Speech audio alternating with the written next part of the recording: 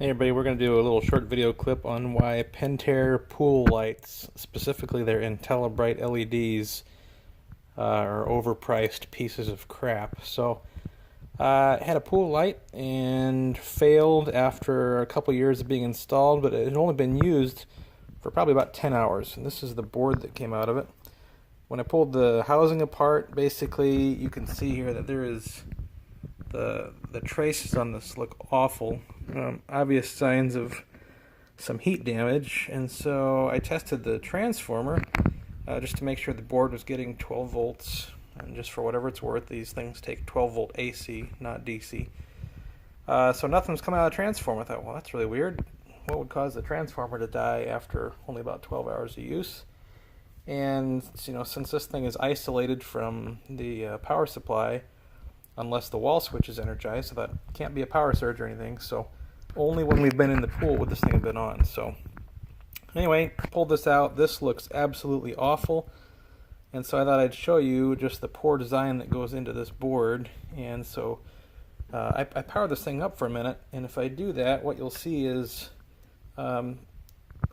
basically LEDs. There's 12 of them on here, and 11 of them work, and I saw a tiny bit of sparking coming from this little guy right here. I'll see if I can zoom in a little bit on that.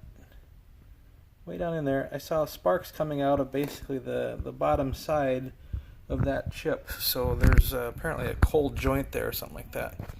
The other thing I noticed is that this thing gets hot really, really fast right after powering it on. So if I take my infrared here and hit the back side of it, it's about 85 degrees.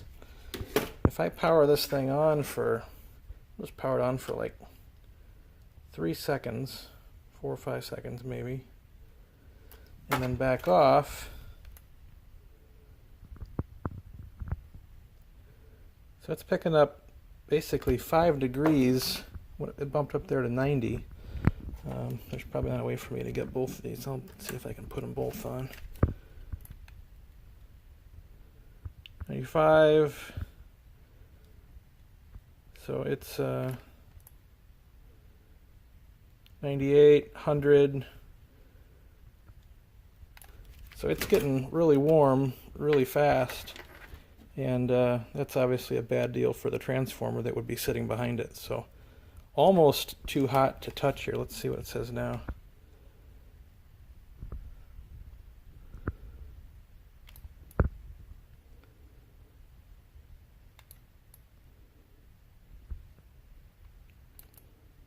Okay, well, we're still in the 90s anyway, but it does feel very, very hot.